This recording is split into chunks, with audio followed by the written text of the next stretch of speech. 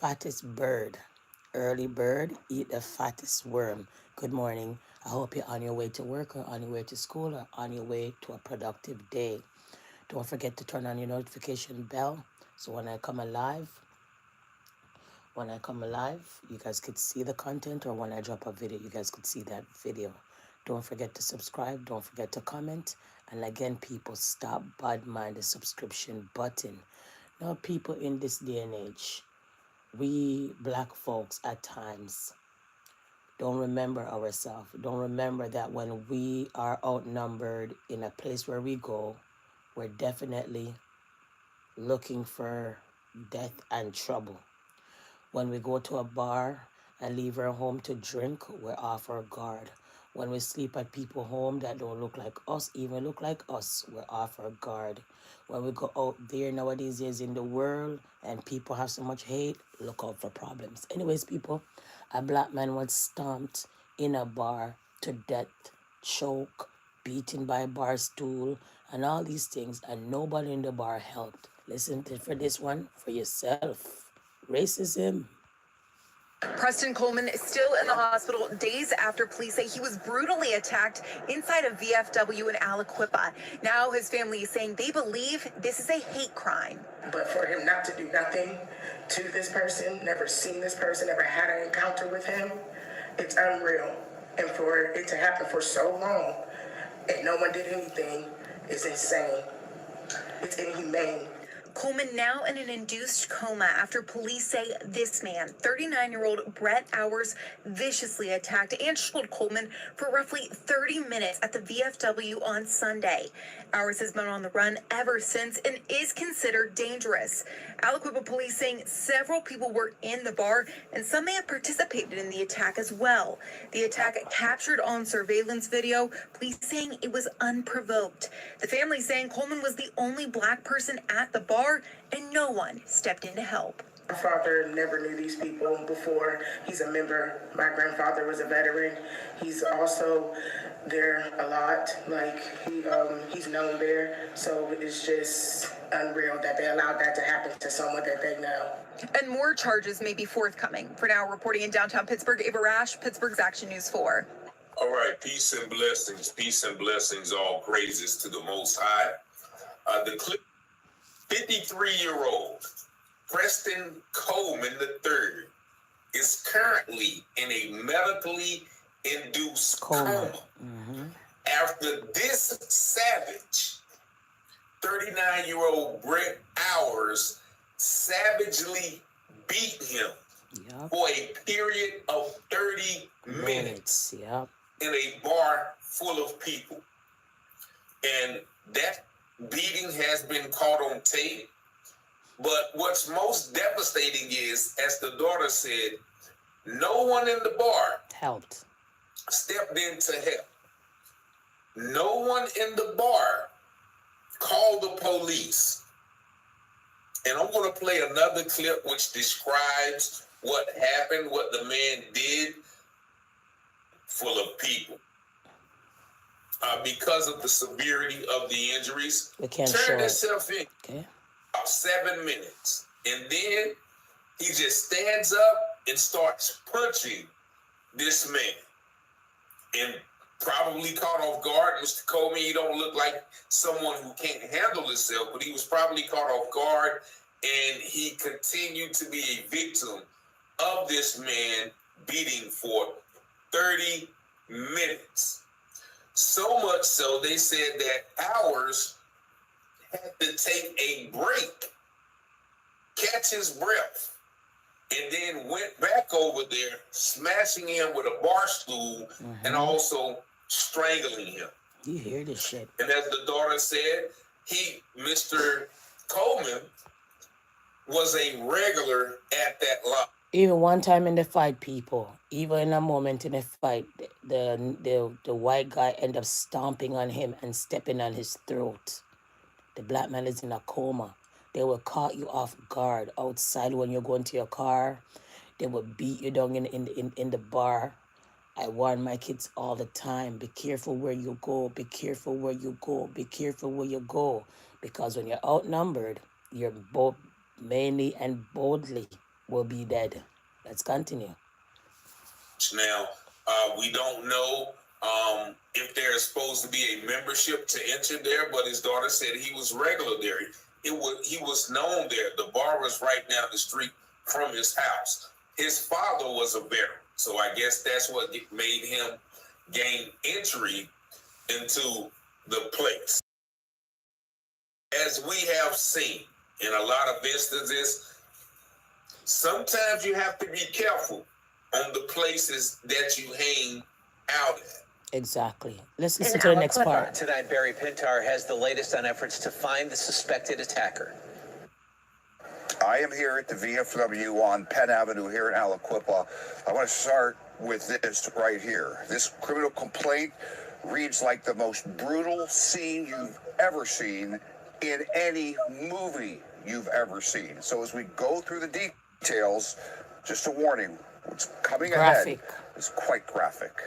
The victim beaten so brutally and badly, a helicopter had to land here to get him to level 1 trauma care ASAP.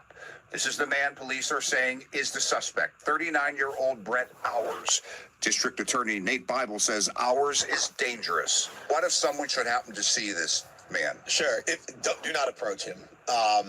It seems like the damage that was done to the victim in this case, that this individual could snap. And we know the victim's name, Preston Coleman. There is surveillance video of the actual attack that took place inside these walls, but it is not being released. The reason why, not given, but we do know the attack was violent, bloody, and horrific. Police have seen that recording.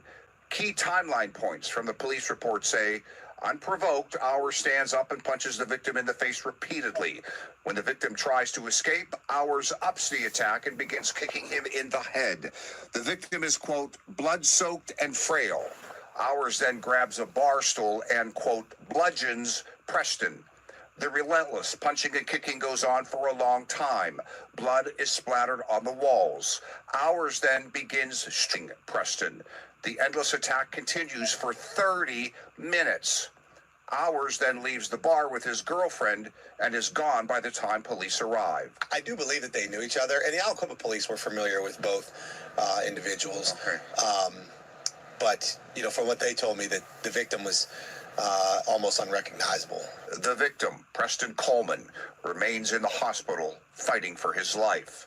To add to the irony of it all, also according to this complaint, the two men were sitting together at the bar talking about 10 to 11 when Hours... Let me interject. Did you hear the family said that they never hit the dad, the black guy never know that man? And even if he knew that man, when the news ready to lie and cover up some nonsense, he gave him no right to stomp him in a coma. Give him no right to be beating on him and pouncing on him and nobody in the bar help. That's what I keep on telling black folks. Stop finding yourself at places where you don't belong. Stop going to places where you think they need you at when they don't really need you at, because at the end of the day, when they're ready to beat you, nothing gonna come out of it and no one will help you. Let's continue. Jumped up, picked up a knife, started stabbing it in the bar, and then, as you just heard, the brutal attack happened. Reporting in Aliquippa, Barry Pintar, KDKA TV News. And so there you saw the man accused of the attack. And you see all of the tattoos. Pretty sure some of those tattoos are probably white supremacist Nazi tattoos. I'm not versed in those things. But you heard the violence of the attack, where the man was almost unrecognizable. Yep.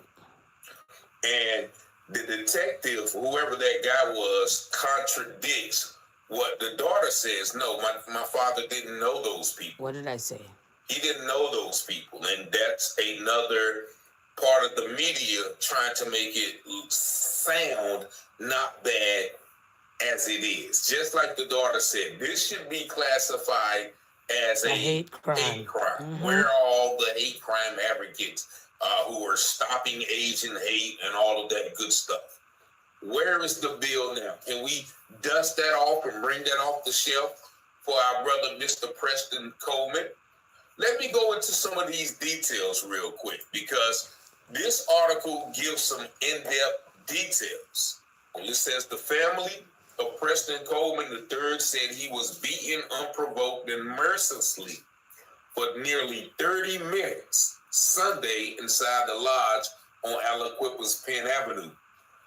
Coleman of Aliquippa remained hospitalized after being punched nearly 250 times. Police said 250 times. They actually had time to sit down and count it. And it said the attack left Coleman with head injuries, brain swelling. So when the police them were investigating and counting those 250 punches, was it there laughing? Were they memeing? Were they mocking? How do you sit down and count 250 punches? Oh no. Anyways, let's continue. Bleeding, major fractures in his face, and at least 3 broken ribs. The report says Coleman's face and head were so swollen from the beating that surgeons cut a tracheostomy tube into his neck so he could breathe.